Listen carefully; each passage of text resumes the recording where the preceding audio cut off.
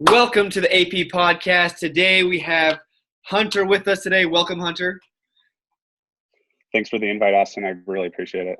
Yeah, man, I'm super excited to get going with you because we're having somebody on the show today going to explain pretty much if it fits your macros, flexible dieting, and what the basis is, what the truths, what's the fallacies of it. And then I think it's going to be a great, fun, packed podcast. So, Hunter, first thing, tell us a little bit about yourself. You kind of got into some competing. Tell us about what all went down. Yeah, so I've competed a total of 3 times. Granted, I'm only 22. I turned 23 on the 26th this month.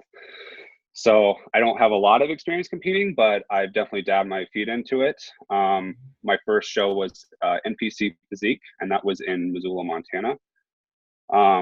And for that competition, I I was only training for roughly about 2 years before that, and I kind of was scrolling through Instagram, and I started seeing these photos of people competing, mostly physique, because I followed bodybuilding at the time, but I was obviously not bodybuilding style at that point.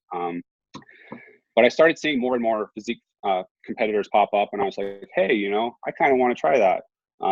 So I actually found a local show in Montana, and sure enough, the show was 7 weeks away, and on a whim, I just decided that, hey, I'm going to do this. I've never stepped on stage before. I've never competed or dieted like that before. And that's kind of what sparked the interest of getting into the competitive aspect of the bodybuilding side. Nice. And before that, I had followed basically a bro diet of 6 meals per day, kind of just the same foods per day, same breakfast, same snacks, same lunch, etc. But I kind of wanted to do something different this time around, and I started doing my research actually on bodybuilding.com, and that's when I discovered Lane Norton, which I'm sure a lot of you guys know. He's kind of the guy that started the flexible dieting aspect. And I just started doing a lot of research on macros, calories, different diets. I looked at the keto diet, and just kind of the science behind what do I need to do to gain weight or shred weight, and all that. And that's where I found that Lane was kind of pushing this flexible dieting aspect of if it fits your macros. But that term is kind of died out now, and I feel like a lot of people are saying flexible dieting because it's a little bit more appropriate term, I guess you could say. Yeah. So yeah, that's what I ask you. Is it seems like it's like something that you can blame it on, or something just say it's an excuse if it fits your macros. Like, it fits my macros, right? So I can eat it. So I think it's different. Exactly. Flexible dieting, like the true tactics behind why you're doing that, right? Yeah, and it kind of got this bad rap because a lot of people were, the whole Pop-Tart thing, I feel like is got correlated with if it fits your macros, and somehow everyone was like, well, you're just eating crap all day, and you're just gonna eat Pop-Tarts, and that's honestly not the whole aspect of flexible dieting, because I feel like you have to follow this 80-20 rule. So I know which foods work best for me, which carbohydrate sources work best for me. So I interchange my carbohydrates out to basically fuel my workouts. And then I also have that remaining 20% of, okay, if I want a bowl of cereal, or, if I want that cookie or whatever, I can still fit that into my diet, but not feel bad about myself as well. So like I said, I never had done flexible dieting before this show. I never had any experience dieting. It was just a bro diet of, a set amount of calories and a set amount of meals per day. So honestly, when I first started this flexible dieting, I downloaded MyFitnessPal, because that's what the article said, in Lane Norton's article. Mm-hmm. And I set up my calories for what I thought they should be for myself. And I started tracking, and it was really crazy because I felt like I was cheating myself at first, because I'm eating these foods that people have classified as being bad, But it was funny because after the first week, I didn't really lose any weight, but I just stuck with it for the next week and the week after. And slowly but surely, I noticed like my body composition started to change, started to lose body fat and everything. But another important aspect of it was that when I was following that bro diet, I had these intense cravings for foods that I really wanted, but it was like, I can't have those, because I got to follow a strict plan.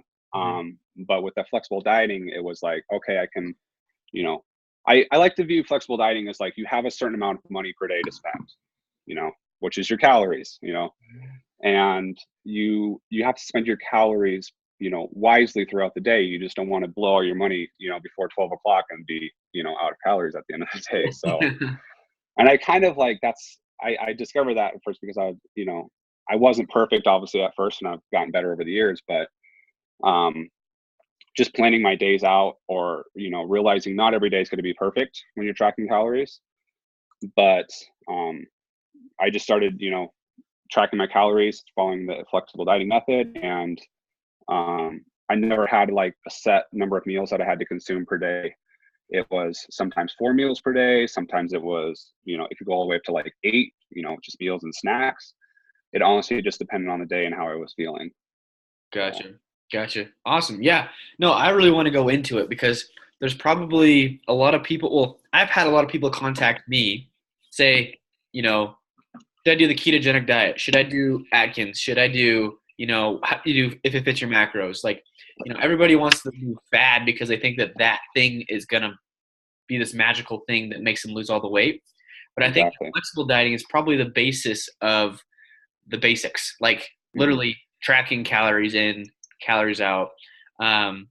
So with you, and also Hunter is a dietetic student, so I'm sure that he's very involved and knows a lot of the science behind it, and that's why he probably switched, is because he understands that there is no one way to skin the cat. He's finding what's best for him. So Hunter, kind of walk through. You kind of said you set up MyFitnessPal. How was that? Like, tell us what is that, and tell us how about calories and macros.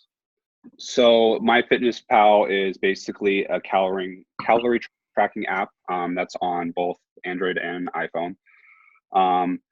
Basically, to make it simple, is you can scan barcodes of food, you can input food manually, and you basically, to start tracking your macros, you have to have two things. You have to have an app as such, and you have to have a weight scale to track your food. That is like, once you have those two, then you're set to start tracking macros. And for me, like I said, I use MyFitnessPal, and I didn't use the calories that MyFitnessPal told me to use, or the macros. So, because they give you a set number of calories. Yeah, I was gonna ask that. They probably give you the carbs, which are. Yeah, they probably give you if they're the recommendations, RDA, RDA recommendations of like 10% protein or 15% protein, 30% fat, and then the rest, like, what is that? 60% carbs or whatever. Yeah, it's definitely not like, if for my information when I plugged it in, because at the time, well, even now I weigh 195, and I think it had me at like 130 protein, or like even 110, which is, for a normal person, it may be okay, but for an athlete like myself and you, it's not going to be an adequate amount. So the way back in the day, you could actually adjust your macros and everything down to the gram on MyFitnessPal. And then Under Armour actually bought the app, and they started making it where it was a pay for subscription. So in order to change your macros or the macronutrients down to the gram, you have to pay per year. But what I found is there's actually a way to get around that, and that is just setting your calories to a calorie goal of 0. But you have to know mentally your carb, fats, and protein goals for the day. So that's a way to get around that, is just set your calorie goal as 0. You get away that around that that glitch in the app of where they want you to pay in order to set your macros to a specific gram. So that's what I did, is I just set it to 0, and then mentally I know, okay, I need let's say 200 grams of protein, 400 carbs, and 100 grams of fat.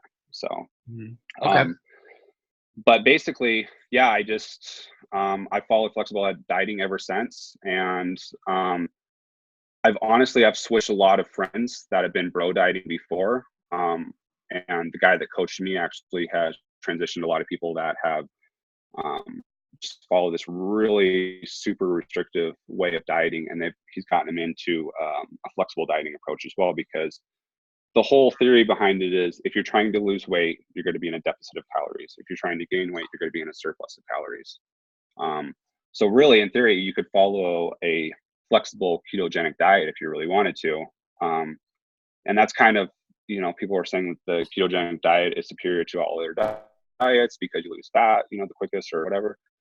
But in theory, like, the basic metabolism is if you're in a deficit of calories, the body's going to lose weight, and if you're in a surplus of calories, you're going to technically gain weight. Yeah, yeah, So and I say that that the thermodynamics of it, obviously calories in, calories out, is true if your like hormonal panel is correct, right? exactly, So yes, some for people, healthy individuals. yes, for healthy individuals, that's the key thing. Is a lot of people will play that card, and it's like, well, hold on a second. Sometimes, so I don't want. This is why I say this is because I don't want somebody to be like, okay, well, this is what MyFitnessPal says. This is what I'm going to start eating. If I eat this, I'm going to lose all this weight. It's like, hold on a second. No, Yeah, for the scientific backing and like a healthy individual, totally true. But say if you have hormonal problems or maybe like adrenal problems or something like that, hmm that's where I see that thermodynamics don't work no more. You know what I mean? So, yeah, exactly. but what I wanted to ask you is like go into how you like to structure, like how many meals, maybe the types of foods. What do you put in there, or how do you like? Do you like to eat less in the beginning of the day so you can kind of feel more satiated in the end? Or I know some people like to fit in actual intermittent fasting with the flexible dieting, but how do you like to do it? Yeah, so that's actually it's a really good question, because I kind of did the intermittent fasting as well. For me personally, I've never been a big like breakfast person. Um, so I've always almost sort of fasted, I guess you could say. It's not a long fast, but I've always normally fasted. I would say until about 11 a.m. or even 12 p.m. Um, Hmm. and then that's when I start consuming my calories. So, and like I said, there's never like, my days vary so much. It's never like it's 4 or 5 meals. If I look back at the last couple of days that I've been tracking, it's probably been right around 6 meals that I have per day. Um, and I try to space my protein out every 2 to 3 hours, just to, protein synthesis and stuff like that. Because I have read some research articles where, um, it's obviously good to be consuming the protein every 2 to 3 hours to keep that protein synthesis high. Yeah, yeah. Optimally, just So, kind of like spike that protein synthesis and not just convert the protein to glucose, pretty much. correct. So, I try to, like, there is times though when I don't eat for more than 5 hours. And it's just, that's either because of work or school. So I do have to kind of make up on those calories as well.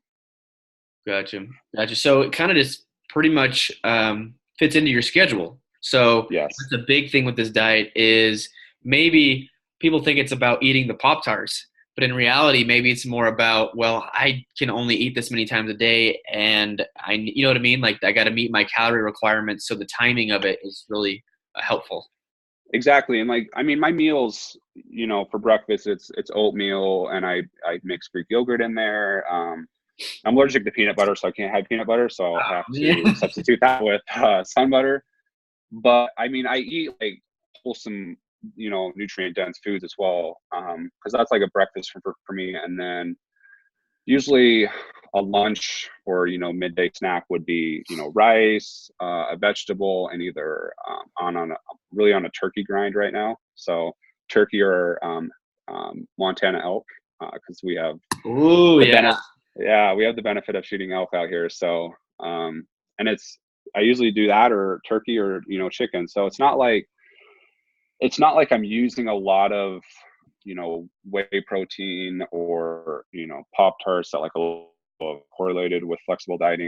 I still follow that 80-20 rule of like for me, like I said before, I'm all about fueling my workouts. So I know which food sources fuel my workouts, what carbohydrate sources work best for me, and those are the ones that I implement into the flexible dieting. It almost sounds like with if it fits your or flexible dieting, it sounds like it's essentially trying to be the same as a bro diet, the bro foods, because you can't get past like the wholesome nutrient dense foods. I mean, you can't get past like because it's a bro Yeah. food, that label. But it seems like maybe it's literally just taking the pressure and all the anxiety off of I got to eat this much at this time every single day for the whole week. And if I don't, then I'm going to start losing muscle or I'm going to start gaining fat or something like that. You know what I mean? It's like releasing you Yeah. so you don't have to like be thinking about food all day long. Well, and the way the way I like to think about it too is usually, you follow the bro. I hate to call it the bro diet, but I'm gonna keep calling it the bro diet. Follow the bro diet from Monday all the way, because the way I did it is I had a cheat meal usually Sunday night.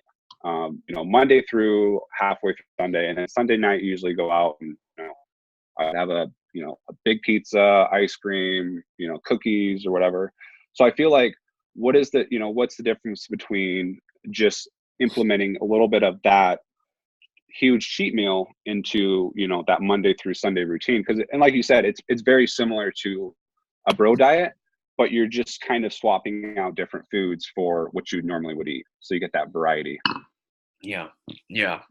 So I guess with people then, MyFitnessPal, setting up macros. Do you see that that you need to kind of follow by a certain guideline of macro percentages, or is it kind of based on everybody's individual body? What can you kind of go into that? Yeah, so I think it really depends on the person, and how they perform. Because I've seen some individuals that they prefer lower, a little bit lower carb but higher fats because they perform better on higher fats. For me personally, with my type of body, I prefer a little bit lower fats and a little bit higher carbs. That Same. just suits me better. Yeah. Some people do like lower protein, and then using those calories, either on carbs or fats as well. So I really just think it depends on obviously the type of metabolism that you have, how you burn your calories in the gym, and everything like that. Because, like I said, for me, I did a fitness test at the school here, and it was actually found that I burn a lot more carbohydrates than fats. So it kind of relates back to why, for me personally, I perform better with higher carbs. And to put that into perspective, when I started dieting for the second two shows when I was 20 weeks out, I started at almost 700 grams of carbs per day. Hell yeah, that's And then had to awesome. refeed every 3 days. So, obviously that gets down, but I mean, the lowest I got for carbohydrates for me was about 225. Wow. Um, Wow. and for me personally, though, I felt like crap on that 225 because for me, I just used to so much more, and I can burn that many, just a lot more carbohydrates. Wow. Well, that's crazy. I know a couple people that are like you that have that just crazy metabolism for oxidizing carbohydrates. Yeah. I can get pretty high, but not 700 grams or more. But yeah, I had a guy that was pushing that 700 to 1,000 grams, and I was like, I just don't understand. So, Yeah. but My coach, we actually backloaded me with about 1,000 grams the day before my show. So my body can definitely handle the carbs. That's for sure. dang, do you ever see yourself like? Because I mean, for a weight gaining phase, then you're gonna have to really kind of, unless you use other macros to try to fill in the gap for that. But what kind of foods like for carbohydrates? Because you're gonna have to maybe have simpler carbohydrates to get it all in, or what do you think? Yeah, so definitely when my carbohydrates are higher, and I only do this when they are higher, is I usually use the Gatorade powder actually intra workout, because it's a quick, simple sugar, and it's very easy to get 60 grams of carbs right in. And especially when you're starting to become leaner, that 60 to 80 grams of carbs intra workout gives some sick pumps in the gym. Yeah, yeah. So but foods like if your carbohydrates are higher, you just have to find foods that don't have a lot of fiber in them, basically that fill you up. So I usually just snack on rice cakes because those are obviously easy to mow down on. Gatorade powder. I've used some candy intra workout as well, just because it's just another simple sugar and it's easy to get those calories in. Hmm. But then I think also once you kind of have to adapt too, once your calories get lower and your carbs get lower, because it's like you have to kind of get creative.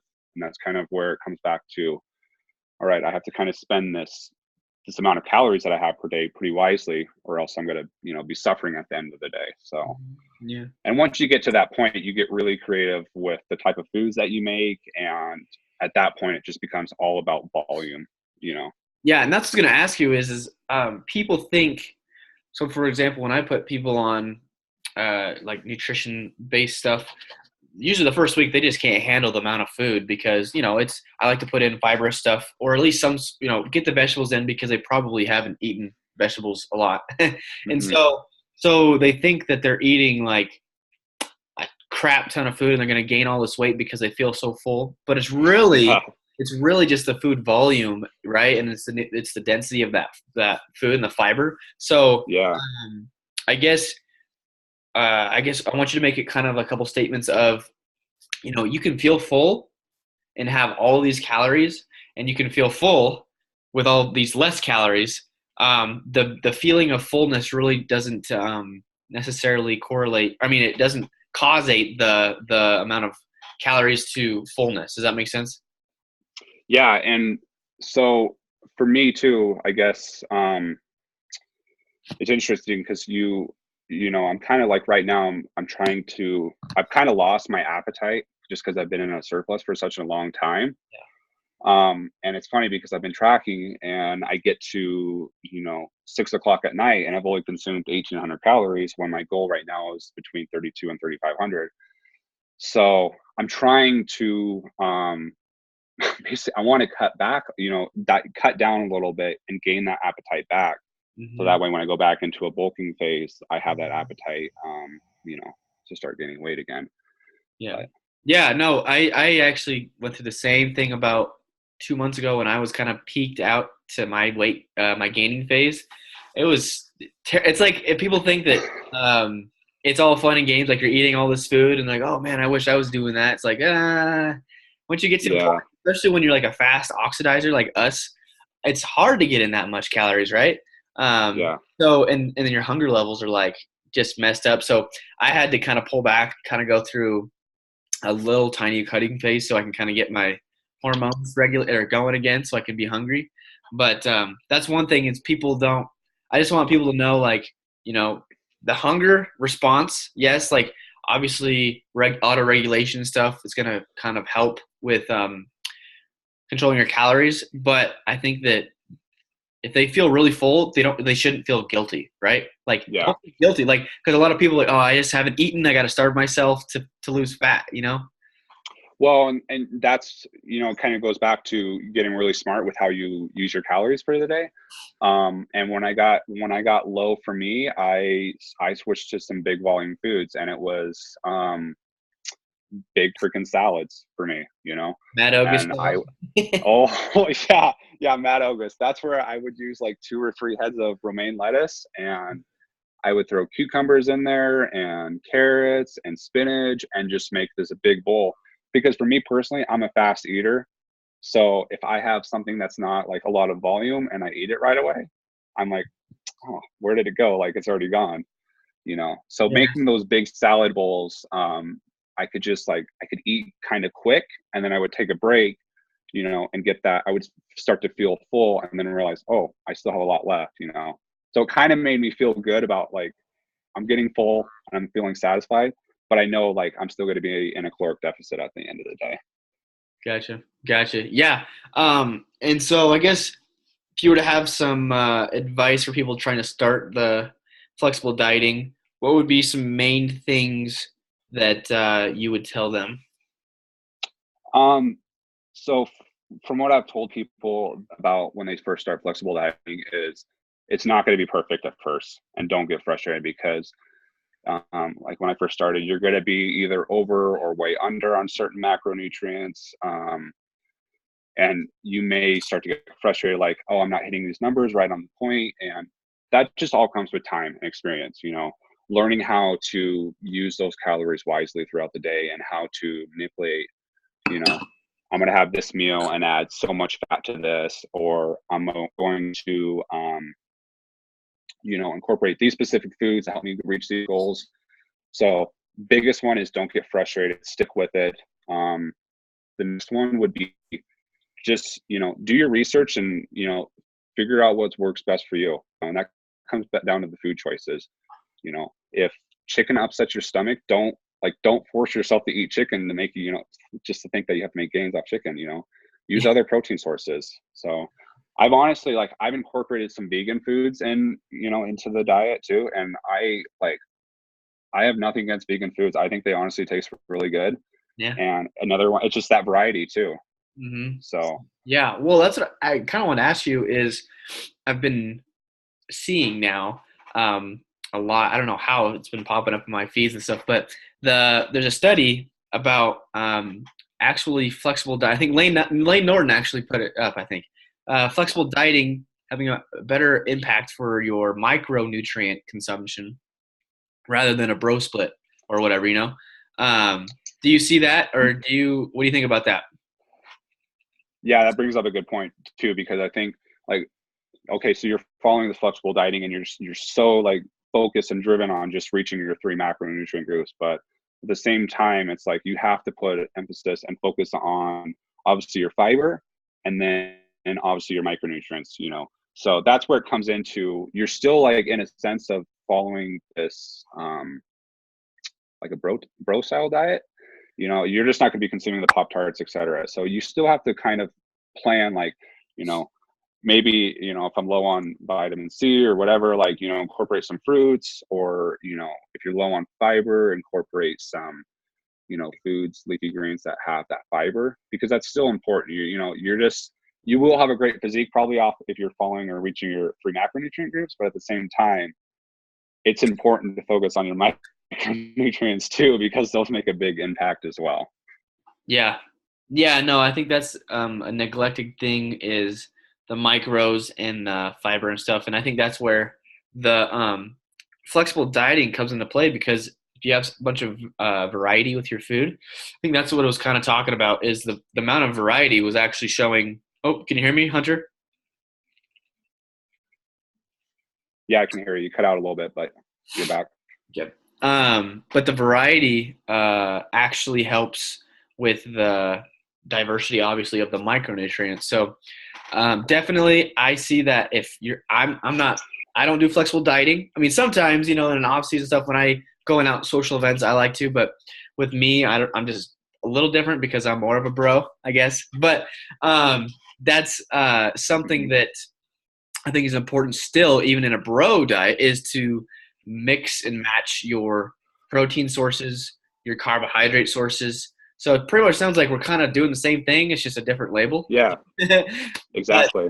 But yeah, I think it's very important for that, because, even if you have, I think you can even develop some sort of intolerances when you have the same protein source, high amounts for days on end. You know what I mean? Mm-hmm.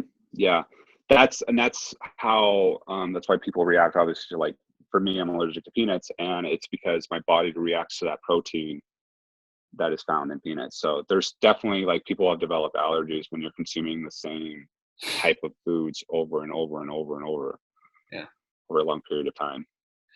Yeah, exactly. So people, don't be scared of I don't incorporate a lot of dairy, but for this flexible dieting, honestly, try it out, see if your body responds. Try gluten, try dairy, try all the stuff that they tell you not to eat, and see if it works, if you're eating less calories. If it does, yeah, then hallelujah, right? Yeah, and that's where it just comes in. You just have to experiment with what foods work best for you.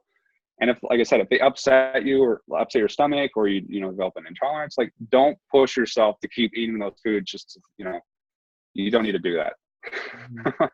Yeah, exactly. So, all right, well, I guess kind of hit it on all heads here. I think somebody could pretty much start MyFitnessPal, calculate some macros, kind of how they like to eat. And then you kind of gave us some good info on how to go through it, what foods. It is similar to, you still got to eat healthy. Obviously, it's not like this Yes. Pop-Tart deal. Like you said, you could maybe create a good physique. Like I know a guy that competed when I was competing, and he prepped, and his carbohydrate source. One prep was ice cream, just all of it was ice cream, and he would obviously whenever he cycled or whatever. And another prep he used pizza. So Okay. you can do the science obviously, but like nobody's gonna want to be that particular, and not everybody's body probably can handle that, I guess. But Exactly. but anyways, I guess, dude, like kind of wrapping the flexible dieting up. I kind of already asked you what your like tips, but tell us, if you were to start tomorrow, um, what would you do if you could go back and now the information, or the information that you do now? Ooh, boy, I've thought about this a lot. If I could go back to when I started lifting, If you could go back and start when you first started, and you could change something because of all the information you know now, what would it be? um, so that the first like solid year I was in the gym, like I didn't know any better, and like obviously my training, I was like, I'm just gonna go to the gym 7 days a week because that's all I knew, and it was a traditional split of like chest on Monday, legs, and then like back and tries and shoulders, and it was just a repetitive cycle of like 7 days a week. That's what I did for a year straight. Um, and during that time too, it's just like I ate a ton of chicken and rice, like to the point of where I didn't even want to eat anymore, and I would just basically wash it down with water because it's like, this is what I got to do. So honestly, if I could go back, I would tell myself that you don't need to be working out 7 days a week. It's Yeah, probably actually like limiting the amount of progress that you're making in the gym. yeah, Definitely get myself set up on a good solid program instead of just going into the gym and not really knowing what I'm going to do. I never tracked my progress either until after that first year, and I think that's something that a lot of people need to do, because it's like looking back to when I first started tracking and to see where my lifts were, it's really like, it's exciting. These are just like, for example, maybe you hit 5x5 on squats with 225, and then a year down the road you're doing 5x5 with 285, or 5x7. So for me personally, seeing that results on the paper and seeing that progress over time, that's huge. yeah, yeah, Instead of just going into the gym saying, I think I did this like a month ago, or last year, I think I hit this. No, like actually look at the paper or look at your progress and see, like, and then you like give yourself a pat on the back and say, go you. So yeah, yeah, yeah. No, and actually, that's really cool because my fitness pal, I've been using it a little bit and diving into their macro percentage, like the foods with the macros and how accurate they are. They're pretty accurate, honestly. And so they allow you to track that stuff you're talking about. So I think it's great because then it saves it. And so yeah, so like your weights, it'll show the timeline of your weight. It'll show the timeline of, you can put in, I think you can put in exercises too, and put the weights and stuff like that. So in progress pictures. So I agree yeah. with you 100% there. So, and I mean, it doesn't matter like how you track. Like if you use an app, I think a lot of people use, it's called Rep Count is a popular one. Um, if you use that, if you use the note section on your phone, if you use, just good old fashioned pen and pencil, or paper and pencil, something like that, whatever you find that you can, stay to the best, just stick with that and just, track that way. But I've seen a lot of people that don't track, and, it's not a bad thing, but I think like it definitely adds to that motivation and success in the long run of, just looking back and seeing, you said your progress photos, where your body weight was, where your calories were, what your weights were in the gym, this type of exercises you were doing, Mhm. makes a big difference, honestly. Yeah. Yeah. Yeah, man. Well, thank you so much for, coming today and, spitting some knowledge on the flexible dieting. I think coming out of it, people can get set up, start with this approach and just stay consistent and just track stuff is kind of what you're saying, right? Yeah, I mean, and like I said too, when you start the flexible dieting, you're not going to be perfect at first. And if you were perfect at first, then you've probably done it in the past, because no one's going to be perfect at tracking the calories at first. They're either going to be over or under on, the 3 macronutrients. So just stick with it, stay focused, be consistent. And, if you have a bad day, there's always another day. So just keep moving forward. Awesome. Awesome. Well, hey, I'm going to put up Hunter's social media information below on the description box. I'm also going to put his email if you want to contact him and ask him any questions about flexible dieting or about just dieting in general, because, like I said, he's in dietetics, almost done with that, so he probably knows a lot of info on that. And also I'm going to put my contact information in social media, so if you want to give us both a follow, if you like us. If you don't like us, sorry, but but anyways, yeah, if you guys like this podcast, like the information, there's a lot more on the YouTube channel, so give us a subscribe, a thumbs up. Make sure to send us some DMs of some topics that you would like to hear about. So other than that, Hunter, my man, thank you so much for being on today. Thank you so much, Austin. Appreciate it. It was Yeah, fun. man. We'll have to do it again, okay? All right. All right. Thank you so much. Yeah, we'll see you guys later.